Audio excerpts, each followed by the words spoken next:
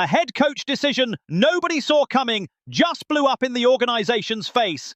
A key defensive player requested his immediate release after being shockingly declared inactive. Meanwhile, a long-awaited reinforcement finally returns from injured reserve right when he's needed most, and the franchise quarterback took the biggest step toward his return after 4 weeks out. 3 moves that could define the future of this secondary in chaos. This is what you need to know right now. The bomb dropped Monday afternoon. Darnell Savage, the 28-year-old safety who arrived as a free agent to stabilize a troubled secondary, formally requested his release from the Washington Commanders, and the organization, shockingly, granted his request immediately. What led to this breaking point? The answer lies in Week 13 against the Denver Broncos. Dan Quinn made the decision to declare Savage a healthy inactive, a move nobody in the building anticipated. Savage had been playing significant minutes since Will Harris fractured his fibula in Week 3. For 9 weeks, he was the reliable replacement, the veteran, keeping things functional while the defense crumbled around him. But Harris returned, and with his return, Quinn had to make a brutal decision about the secondary rotation. Instead of reducing Quan Martin's minutes, the second-year safety, who's had an inconsistent and frankly disappointing season, Quinn chose to completely remove Savage from the equation. Not a single defensive snap, not even special teams, completely out. The week before, Quinn had drastically reduced Martin's minutes after multiple coverage mistakes. It seemed Savage had finally earned the starting role. Then, out of nowhere, everything changed. Quinn doubled down on Martin, giving him more field time than ever. It was a 180-degree turn that left Savage completely sidelined. Here's what makes this situation even more complicated. Savage didn't get a full training camp to learn Quinn's defensive scheme. He arrived late in free agency, had to catch up on the fly, and still delivered solid performances. His best game was against the Miami Dolphins, where he showed exactly why the Commanders signed him. Reliable coverage, solid tackling, veteran communication, everything this secondary desperately needed. But it seems Quinn is more interested in long-term development than winning now. With a 3-9 record, the season is lost. Quinn is clearly using these final 5 games as a proving ground for young players. Martin is an organizational draft pick. Savage is a 1-year rental veteran. The math is simple, though brutal. What makes this decision so controversial is how it was handled. Savage wasn't informed in advance. There was no conversation about gradually reducing his role. He was simply declared inactive on game day. For a 28-year-old professional who's done everything right, it's a massive sign of disrespect, and he responded the only way he could, requesting his immediate exit. The Commanders now have a bigger problem on their hands. They just sent a terrible message to the rest of the locker room. If you can be sidelined without notice after doing your job correctly, what security does anyone have? Locker room chemistry, already fragile after 9 losses, just took another devastating blow. And here's the cruel irony. Savage was better in coverage than Martin. The statistics back it up. The film backs it up. Any objective analyst will tell you Savage was the better option to win games right now. But Quinn is playing chess while everyone else is playing checkers. He's thinking about next season, not this one. The problem is, Martin has to prove Quinn made the right call. The next 5 games are his final audition. If he fails, this decision to cut Savage will look even worse in retrospect. Quinn is betting his credibility that Martin can develop in these final weeks. It's a risky gamble on a player who's been inconsistent all year. Do you think Quinn made the right call betting on Martin over Savage? Or did he just commit a massive locker room management mistake? Leave your comment below. While the Savage situation dominated headlines, the Commanders quietly made another roster move that could be equally important. Drake Jackson was officially activated from injured reserve Thursday afternoon. His 21-day practice window was reaching its end, and the organization had to make a decision. They decided he's ready. Jackson is a redemption story in progress. The former second-rounder by the San Francisco 49ers in 2022 never met expectations on the West Coast. After 2 inconsistent seasons, the Niners cut him in May of 2025. It seemed his career as a first-round pick had ended before really beginning. But the Commanders saw something others didn't. They signed him to the active roster in October, right when the defensive line was struggling to generate consistent pressure. Jackson showed flashes in practices before getting injured. Now, after 3 weeks of rehabilitation and limited practice, he's ready to contribute in the season's final stretch. What can Jackson bring to this defense? At 24 years old, he still has the explosive athleticism that made him a second-round selection. At USC, he was a dominant edge rusher, earning second-team All-Pac-12 honors as a junior. His speed around the edge and his ability to convert speed to power are legitimate NFL tools. The problem in San Francisco was consistency. Jackson had games where he looked unstoppable, followed by weeks where he completely disappeared. In 2023, he appeared in 8 games for the Niners and recorded 7 tackles, 3 sacks, and 1 pass defense. Decent numbers, but not enough for a second-round player in his second year. The Commanders are betting the change of scenery can unlock his potential. Sometimes a player just needs a fresh start. A new system, new coaches who believe in him. Washington has had recent success with waiver claims from other teams.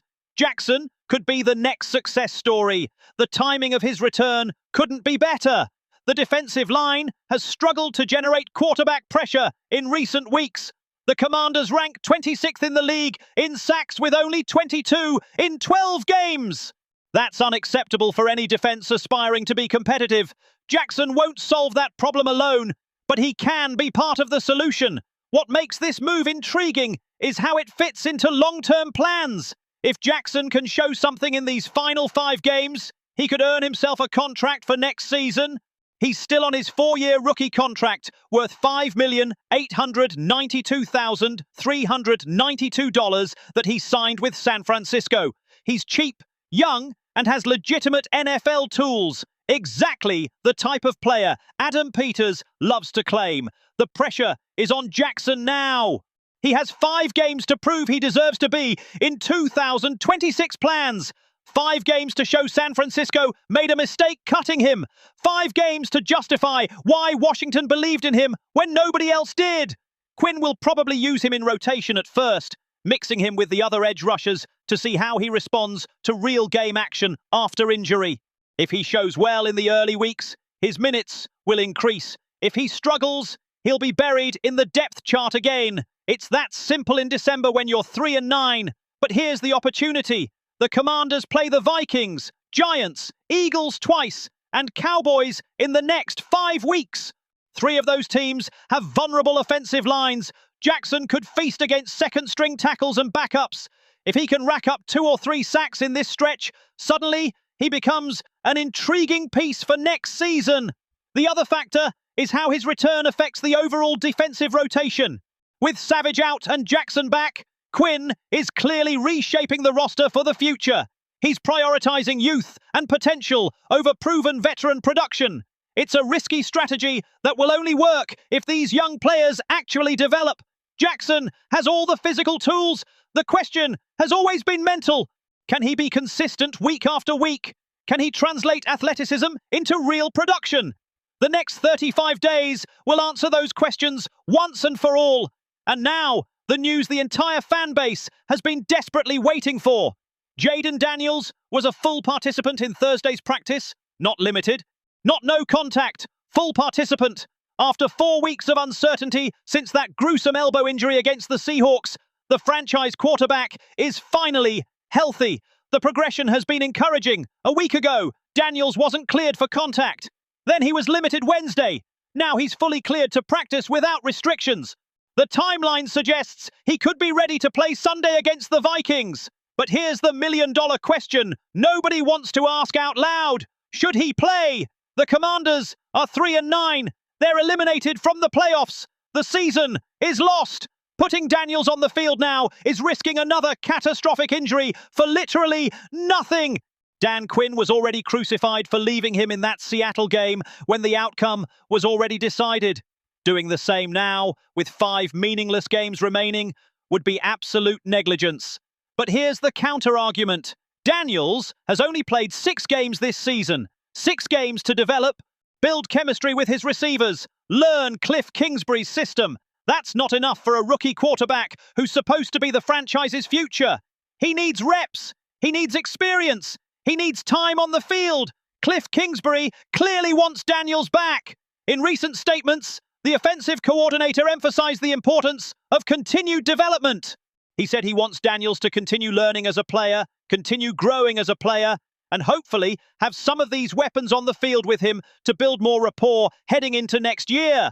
It's a clear signal the organization is seriously considering putting him back. Daniels' statistics before the injury were promising. In 6 appearances, he completed 62.5% of his passes for 1,184 yards. His touchdown to interception ratio was solid at 8-2. Nothing spectacular, but definitely encouraging for a rookie on a rebuilding team. The problem is context. That elbow injury looked horrible in real time. There were legitimate fears he might miss the rest of the season. The fact he's back in full practice after only 4 weeks is almost miraculous. But elbows are tricky. A re-injury could be catastrophic for his long-term development. Here's where the situation gets really complicated. The Commanders have some winnable games in the next 2 weeks. They play the Vikings and Giants, 2 teams that have been inconsistent all season. With Daniels, Washington has a legitimate chance to win both games. Without him, they probably lose both. Does winning those games matter? From a player development perspective, absolutely. Winning builds confidence. Winning creates momentum. Winning teaches young players how to close games. Those are all valuable lessons for a franchise that's forgotten how to win consistently. But from a draft perspective, losing is better. Every loss improves Washington's draft position. With 3 wins right now, they're positioned to get a top 10 first-round pick. That's massive capital in a draft loaded with defensive talent. Is it worth sacrificing that for 2 meaningless December wins? The decision will probably come down to how Daniels feels. If he says he's 100% healthy and wants to play, it'll be hard for Quinn to keep him out. Quarterbacks have egos. They want to be on the field. Daniels is probably pushing hard to return, especially after watching his team struggle without him. But the organization has to be the voice of reason here. They have to protect Daniels from himself. 5 December games aren't worth risking his career. Period. If there's even a 1% chance of re-injury, he should be in street clothes on the sideline. Here's the compromise that makes sense. Play against the Vikings if he's completely healthy. If he comes out unscathed, play against the Giants. After that, shut him down for the season. 2 games to shake off the rust. Build some momentum and then protect him for 2026. That gives him the reps he needs without exposing him to unnecessary risk in meaningless games against the Eagles and Cowboys. The other factor is the offensive line. Washington has struggled to protect the quarterback all season. Daniels has been hit repeatedly. Putting a quarterback returning from an elbow injury behind that line is a recipe for disaster. Unless the offensive line suddenly becomes dominant in the next few weeks, keeping Daniels out is the smart play. Kingsbury mentioned wanting Daniels to have his weapons on the field with him. That's key. Terry McLaurin has been healthy. Jahan Dotson has shown flashes. If Daniels returns with his best receivers available, at least he has a chance to succeed. But if he's playing with practice squad receivers and backups, what's the point?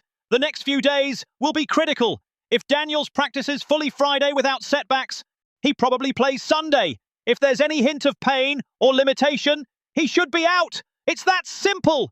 There's no reason to rush this when the season is lost. 3 roster moves telling 3 completely different stories about where the Washington Commanders are right now. Savage demanding his exit exposes the fractures in the locker room and questionable management decisions. Jackson returning from injured reserve offers a ray of hope for a defensive line desperately needing help. And Daniels practicing fully raises the biggest question of all. Is the risk worth it? The next 5 games aren't about winning or losing. They're about development, about building for 2026, about discovering which young players deserve to be in long-term plans. Quinn is clearly in evaluation mode, for better or worse. Some of those evaluations, like sidelining Savage, have already blown up in his face. Others, like activating Jackson and potentially bringing back Daniels, could pay dividends next year. But one thing is clear, This organization is at a crossroads. The decisions made in the next 5 weeks will resonate into next season and beyond. Every roster move, every playing decision, every player evaluation matters now more than ever. If you want to be the first to know the latest news firsthand before anyone else, smash that subscribe button right now. Don't miss a single move as the Commanders navigate this critical final stretch of the season.